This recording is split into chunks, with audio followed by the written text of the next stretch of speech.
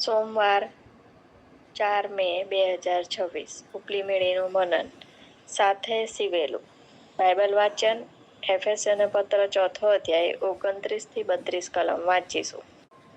તમારા મુખમાંથી કંઈ મલિન વચન નહીં, પણ જે ઉન્નતિને સારું આવશ્યક હોય તે જ નીકળે, કે તેથી સાંભળનારાઓનું કલ્યાણ થાય. વળી ઉદ્ધારના દહાડાને સારું તમને મુદ્રાંકિત કરનાર દેવના પવિત્ર આત્માને તમે ખીન ન કરો. સર્વ પ્રકારની કડવાશ, ક્રોધ, કોપ, ઘોંઘાટ તથા નિંદા તેમજ સર્વ પ્રકારની ખુન્નસ તમારામાંથી દૂર કરો.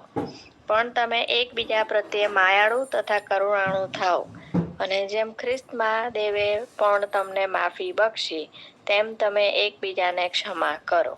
આમેન. તેથી તમે હમણાં કરો છો તેમ જ અરસપરસ સુબોધ કરો, અને એકબીજાને દ્રઢ કરો. 1 થેસાલોનિકી 5:11. જ્યારે હું કોઈ નવો સીવણ પ્રોજેક્ટ શરૂ કરું છું, ત્યારે મારી પાસે રહેલા જુદા જુદા આકાર અને કદના કપડાના ટુકડાઓમાંથી કાપડ પસંદ કરું છું. કયું કાપડ વાપરવું તે નક્કી કરતી વખતે હું તે કાપડની પેટર્ન, રંગ અને તે કેટલું જાડું છે તે ધ્યાનમાં લઉં છું.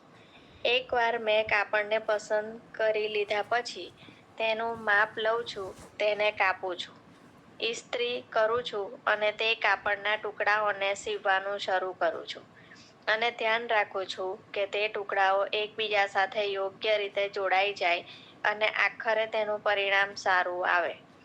જેવી રીતે સીવણનું કામ વિવિધ કપડાને જોડે છે, તેવી જ રીતે ખ્રિસ્તી સમુદાય વિવિધ લોકોને એક સાથે લાવે છે. જેમ કાપડની પોતાની વિશિષ્ટ લાક્ષણિકતાઓ હોય છે, તેમ દરેક વ્યક્તિ વિશિષ્ટ હોય છે. આપણા જીવનના અનુભવો પણ આપણું ઘડતર કરે છે અને બીજાઓ સાથે જોડાવામાં મદદ કરે છે. દુઃખ, અનિશ્ચિતતા અથવા તો આનંદનો સમય આપણને એકબીજા પ્રત્યે વધુ માયાળુ બનવામાં મદદ કરી શકે છે. જ્યારે આપણે એકબીજાને ટેકો આપીએ છીએ, ત્યારે આપણું જીવન એકબીજાની સાથે ગૂંથાય છે અને એક મજબૂત એકમ બનાવે છે. આપણા ખ્રિસ્તી લોકોની સાથે રહેવાથી આપણને મળતું સામર્થ્ય અને આત્મવિશ્વાસ આપણને એકબીજાની સંભાળ રાખવામાં અને ખ્રિસ્તનો પ્રેમ પ્રદર્શિત કરવામાં મદદ કરે છે. આજનો સુવિચાર: જ્યારે હું બીજાઓની સંભાળ રાખું છું અને તેમને ટેકો આપું છું, ત્યારે તેમને ઈશ્વરના પ્રેમ વિશે જણાવું છું. મધ્યસ્થી: ખ્રિસ્તની કરુણાનું અનુકરણ કરી શકીએ તે માટે.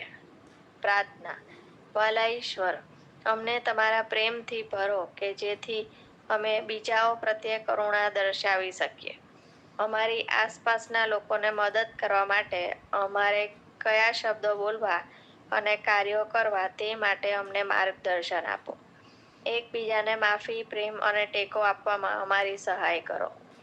પ્રભુ ઈસુના નામમાં અમે પ્રાર્થના કરીએ છીએ. આમેન.